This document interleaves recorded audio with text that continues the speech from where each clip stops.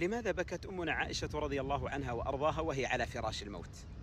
بدأت الحكاية عندما بلغت أمنا عائشة 63 عاما، أي كعمر النبي صلى الله عليه وسلم الذي توفي فيه، وكان ذلك سنة 57 للهجرة، أي بعد وفاة رسول الله صلى الله عليه وسلم ب47 عاما.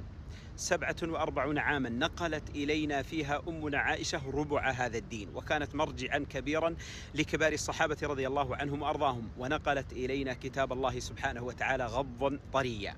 كان كبار الصحابة يأتون إلى عائشة رضي الله عنها كأبي هريرة ليتلقوا منها العلم الشرعي، وكذلك لتصحح لهم الأحاديث التي ينقلونها عن رسول الله صلى الله عليه وسلم. ولما بلغت 63 عاما نزل إليها المرض، وكانت قد رأت أن صديقاتها وضرائرها من زوجات النبي صلى الله عليه وسلم قد توفين واحدة تلو الأخرى، وليس بغريب عليها الموت، فقد مات قبل ذلك زوجها وحبيبها رسول الله صلى الله عليه وسلم بعد أن عاشت معه أجمل قصة حب مع أجمل وأفضل وأنقى إنسان على وجه هذا الأرض.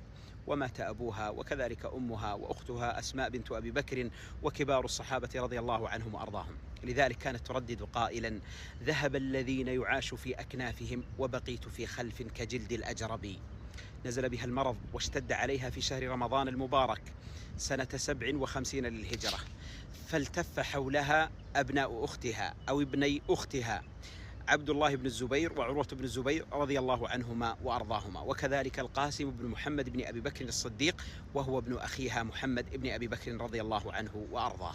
أمسكت عائشة رضي الله عنها بيد ابن أختها عبد الله بن الزبير وقالت له: ادفني مع صواحبي ولا تدفني في البيت مع رسول الله صلى الله عليه وسلم، فإني أكره أن أزكى، يعني أكره أن يأتي الناس لزيارتي فيفضلوني على صواحبي وضرائري من زوجات النبي صلى الله عليه وسلم، لأني دفنت معه في البيت، ولكن ادفني معهن في البقيع. وفي الليلة الأخيرة التي توفيت في صباحها اشتد بها المرض، ففجأة أتى إليها عبد الله بن الزبير وقال لها: يا أماه، إن ابن عباس ابن عم رسول الله صلى الله عليه وسلم جاء إليك ليزورك. فقالت له: دعني من ابن عباس. فقال لها: يا أماه، إنه ابن عم رسول الله صلى الله عليه وسلم. فقالت له: أخشى أن يثني علي. فقال لها: إنه من صالح أبنائك وقد جاء إليك ليودعك وكذلك ليسلم عليك. فقالت له: إذن له إن شئت. فدخل ابن عباس رضي الله عنه وقد بلغ من الكبر عتيا كذلك، دخل إليها بعكازه وهو من أواخر من مات من الصحابة رضي الله عنهم وأرضاهم، فسلم عليها ثم جلس بجانبها وقال لها: كيف تجدينك؟ فقالت له: بخير إن اتقيت. فقال لها: فأنت بخير إن شاء الله، فإنك أحب النساء إلى رسول الله صلى الله عليه وسلم، وما كان رسول الله صلى الله عليه وسلم يحب إلا طيبا. ثم بعد ذلك بدأ يسرد لها الذكريات، فقالت له: توقف يا ابن عباس، فأبى إلا أن يذكرها بفضلها وبحياتها مع رسول الله صلى الله عليه وسلم. قال لها: ليس بينك وبين أحبابك أي رسول الله صلى الله عليه وسلم إلا أن تخرج روحك من جسدك.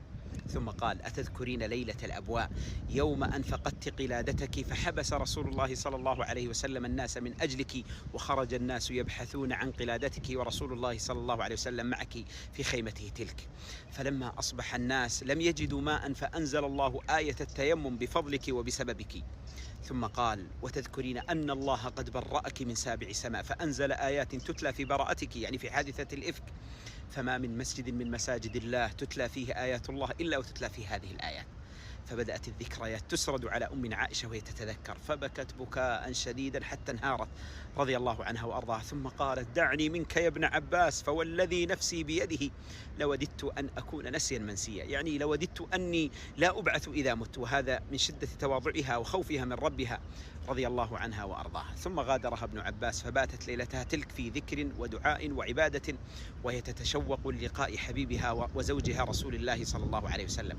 وفي 17 من شهر رمضان فارقت أمنا عائشة رضي الله تعالى عنها وأرضاها هذه الدنيا، فاجتمع كبار الصحابة رضي الله عنهم ومن بقي منهم، وعلى رأسهم أبو هريرة رضي الله عنه وأرضاه، فصلى بأمنا عائشة رضي الله تعالى عنها وأرضاها، ثم دفنت مع صواحبها لتلتقي بزوجها رسول الله صلى الله عليه وسلم في الرفيق الأعلى.